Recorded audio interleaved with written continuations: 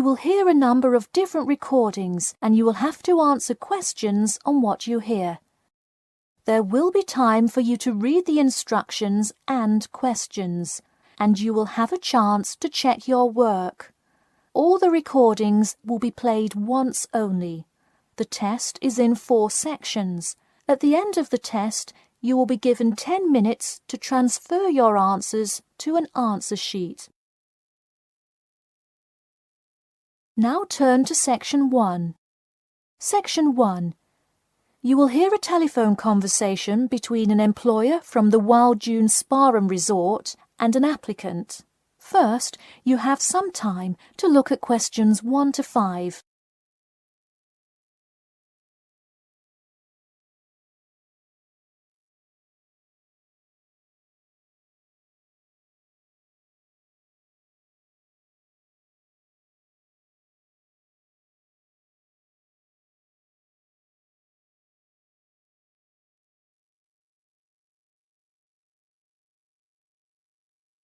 You will see that there is an example which has been done for you. On this occasion only, the conversation relating to this will be played first. Hello, is this John Murphy? Hi, yes it is.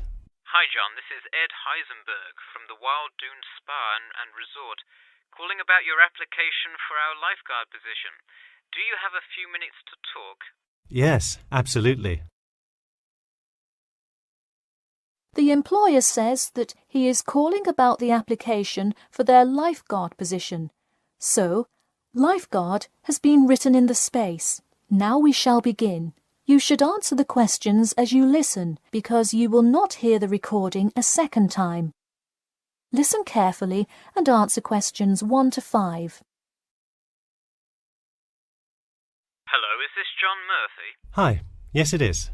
Hi John, this is Ed Heisenberg from the Wild Dune Spa and Resort, calling about your application for our lifeguard position. Do you have a few minutes to talk? Yes, absolutely. Great, could you give me your address? Sure. My address is 45 Elsinore Court. I'm sorry, was that Eleanor? Could you spell that for me? Sure, it's Elsinore. Elsinore. Okay, thanks. And is this the number we should reach you at in the future? 099885767? No, that's my home phone. But let me give you my mobile number instead. 077 896 245. Call me on that one. Okay, I'll make a note of that. Could you tell me your availability? Sure, I'm usually available during afternoons or weekends. I'd prefer not to be scheduled on weeknights because I work part-time as a waiter. That shouldn't be a problem, since we don't stay open very late anyway. And do you have any other employment experience? Yes, I've worked at a few other places. I was the baseball coach at Richmond High School last season. I see. And do you have any other experience that you would like us to note on your application? Yes. Last year I worked at the beach as a rescue diver. Rescue diver? That sounds intense. Well, it's really just like being a lifeguard, except in the ocean instead of pool. So kind of like being a lifeguard at the world's largest pool. I see. Before you hear the rest of the conversation, you have some time to look at questions 6 to 10.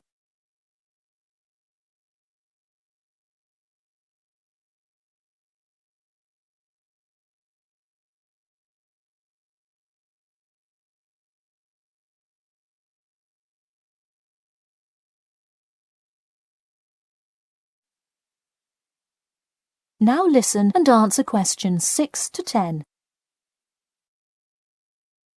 So could you tell me about the relevant skills you have? I'm guessing a lot given your experience. I'm CPR certified and have 2 years of diving experience. Great, it sounds like you are well qualified for this position. When does your CPR certification expire? I think in November, but let me quickly check my CPR card. Actually, it expires in October. Okay, so regardless, you have it through the end of the summer. When is your ideal time to work? Since I work in the restaurant on weeknights, I like weekends best, specifically Saturday mornings. I see. We do already have a lot of staff available on Saturdays, but I do need an early morning shift lifeguard. How early could you work Saturday morning? I can get there by 6 o'clock if need be. You'll be happy to know we open a little later than that, but I'll put you down for Saturday mornings here. Oh, awesome. I can't wait to get started. How about you come in next Saturday, the 12th? That sounds good. Great. We can figure out other shifts for you to work when you come in then. One last thing, just out of curiosity, where did you hear about us? I heard your ad on the radio while I was driving this morning. You know, I think you're the first person who has responded to our radio ads. It's almost always people who have seen us in the newspaper. Yeah, I don't have time to read through the newspaper every morning. I've plenty of time in the car to listen to radio ads. That makes sense. Well, thanks for your time, and we'll look forward to seeing you on the 12th. That is the end of section 1. You now have half a minute to check your answers. Section 2. You'll hear part of a free class about safety around campus. First, you have some time to look at questions 11 to 14.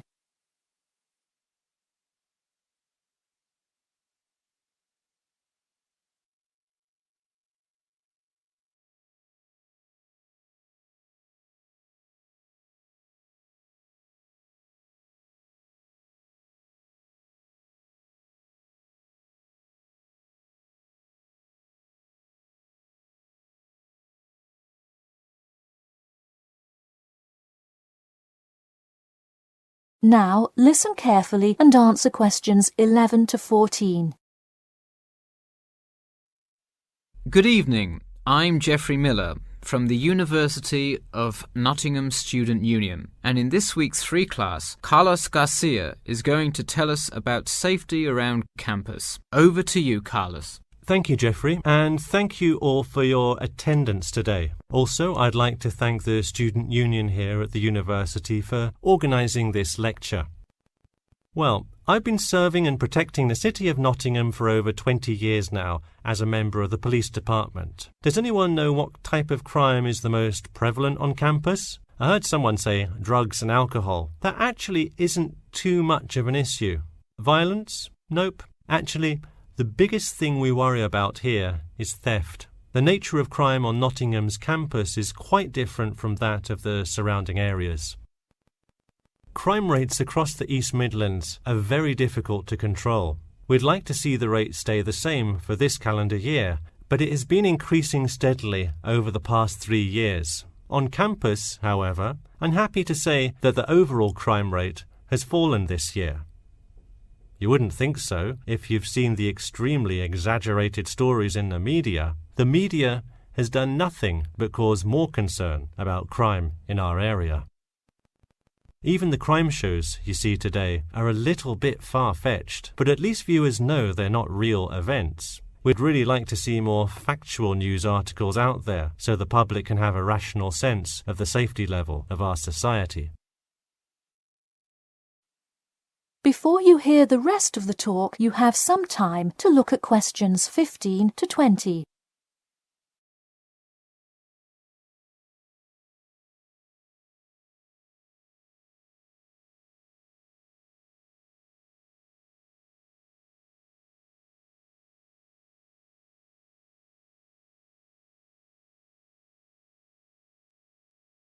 Now listen and answer questions 15 to 20.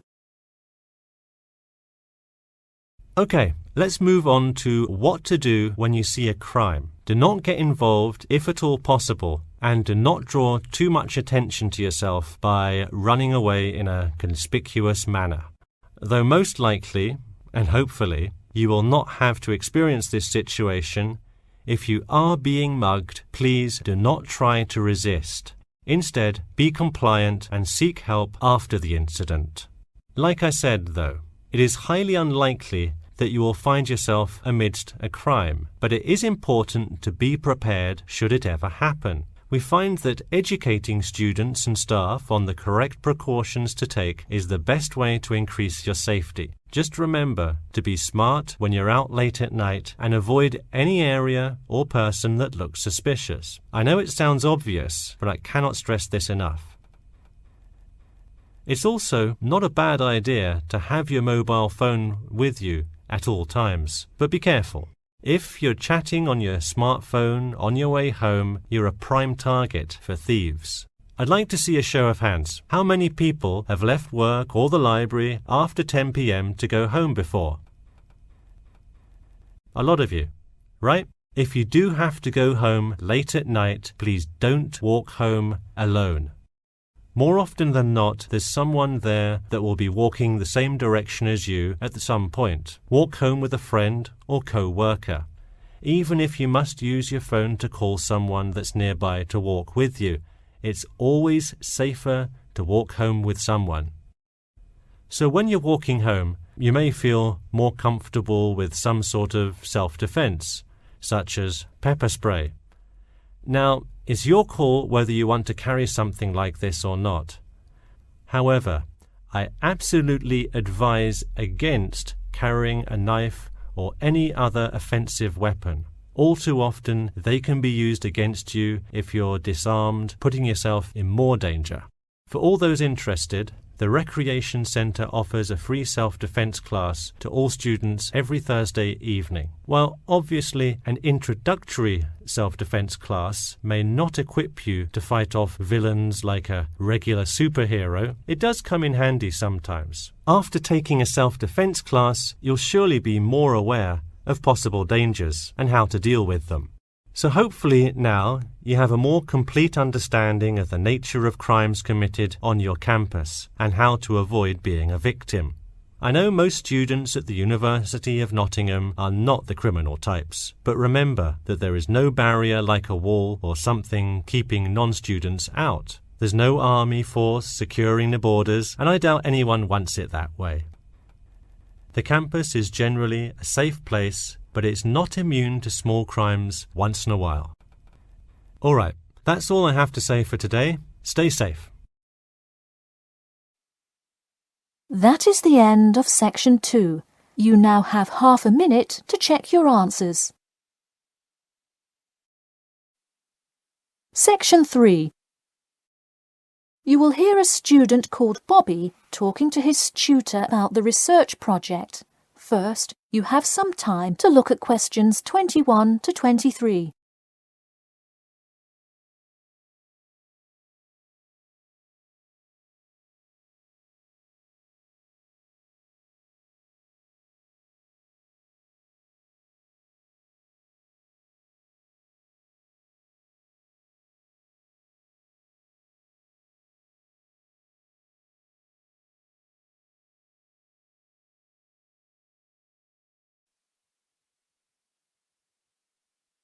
Now, listen carefully and answer questions 21 to 23.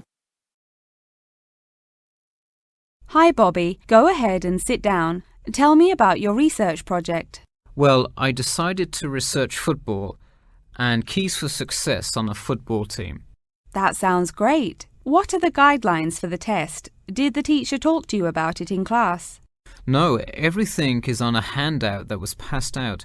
It says that the first draft is due at the end of next week and the second and third are due later on in the month. I don't understand why we have to keep revising and fixing it. Is this assignment really that important? Well, this project is a major requirement for passing 11th grade English and will go on your permanent record. Oh, really?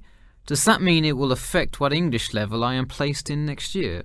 Well, not exactly.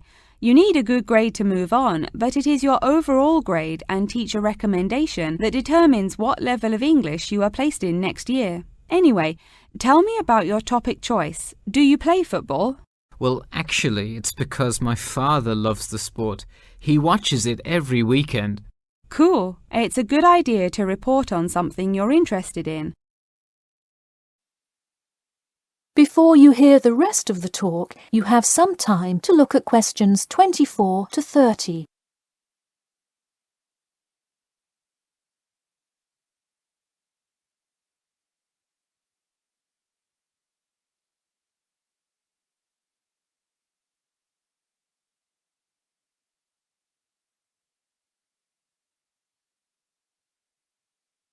Now, listen carefully and answer questions 24 to 30. I see you worked hard calling players and the head coach to talk, so let's see what information you got. Well, you have to listen carefully to the first call on the recording. It's really hard to hear because the background noise is louder than the person's voice. Yes, it is a bit tough to discern. I'm afraid the player's answer is too short as well. You will have to interview him again and try to get him to give a better answer. Okay, I thought that might happen. I will call him again tomorrow. Moving on, let's look back at this question. You asked, "Tell me about a time when you learned a major life lesson through playing football and explain how that has shaped the person and player you have become now, and how you hope to pass on that lesson." It is a great idea for a question, but in an oral interview it is far too complex. I would advise you to break it up into multiple parts to get a better response. I guess you're right. I wouldn't want to have to provide an answer to a question like that. I will simplify it. I found that when I asked players this question, it took too much time because they were struggling to answer the question completely. In fact, this is the question Joe Billings was answering when the tape ran out. He did tend to ramble on all the questions, didn't he? He sure did. I would recommend that when you go back and interview players again, that you use a more sophisticated recording device. This recording is spotty, which indicates that the equipment wasn't working consistently. Okay, I guess it probably wasn't the best idea to use the sound recorder on my phone. Hey, could you give me some feedback on the content of the report itself? Sure. Let's start by focusing on your topic. While I like that you chose to cover football, it seems inexplicit. The keys for success of a player and team is quite an interesting topic, but what is your thesis? That is to say, what conclusions can you draw from your research? I would suggest coming up with a strong thesis statement and then shaping your report based on that. Is it really too vague? I put a whole lot of facts into it. I list the top 10 goal scorers in football history and later on provide statistics for a few of the most famous coaches and their records as coaches. I think that's great that you included these facts, but I think you focus too much on the facts and not enough on connecting these facts to make your point. Ah, I see. Okay. So it looks like I have quite a bit of work to do before the deadline. That is the end of section 3. You now have half a minute to check your answers.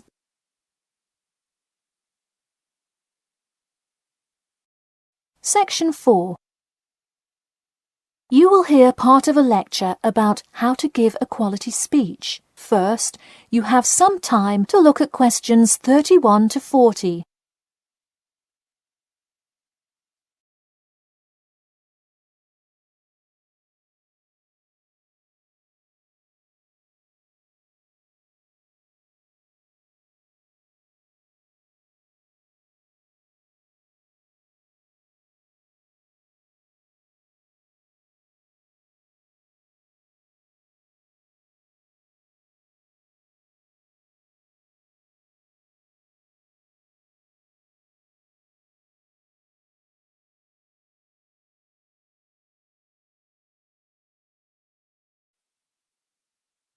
Now listen carefully and answer questions 31 to 40.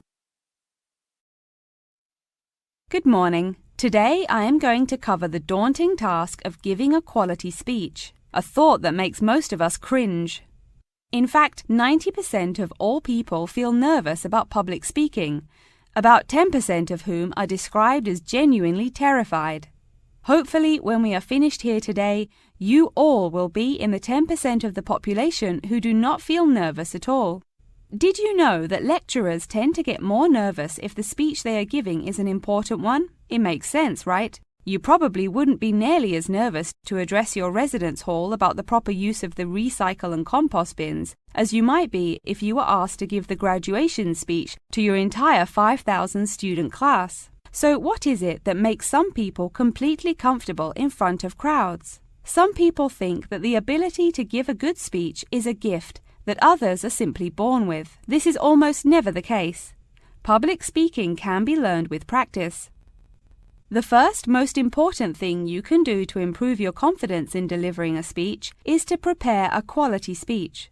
Honestly, while the content of your speech is relatively important, the audience will really only remember the last sentence you say. It is a good idea to structure the rest of your speech to lead up to this last point to really drive your message home. This is a good way to ensure that your speech is well organized.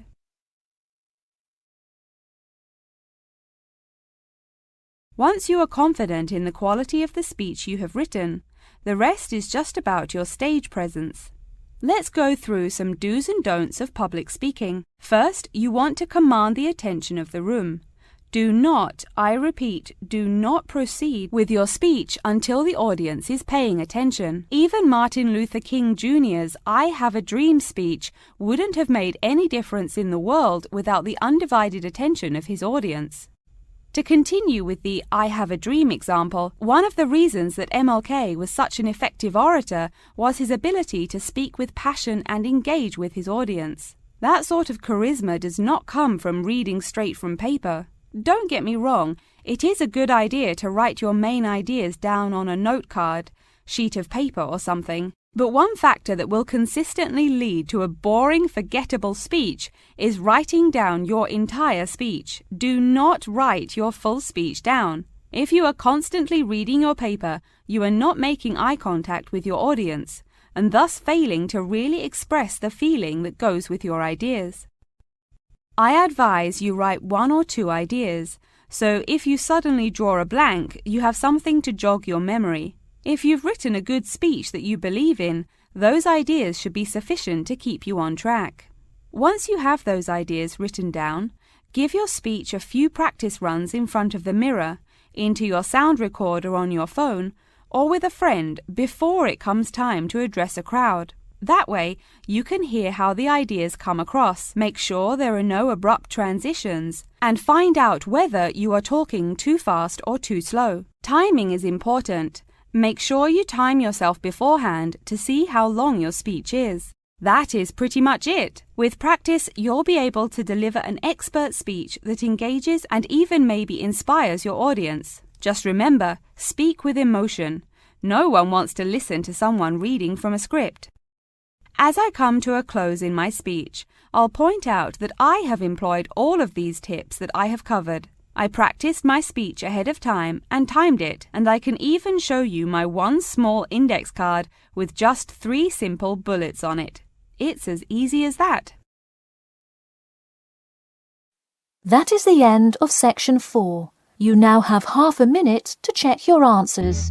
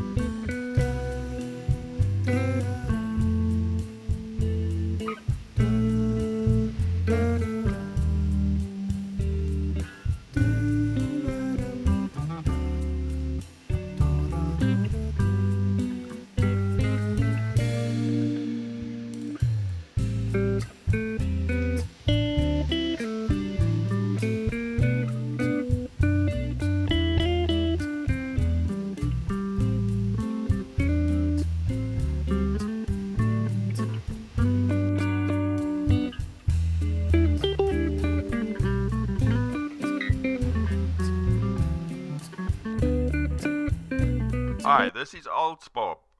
I would very much appreciate it if you could like, subscribe and share this video, as this will enable me to help more IELTS students reach their IELTS goals.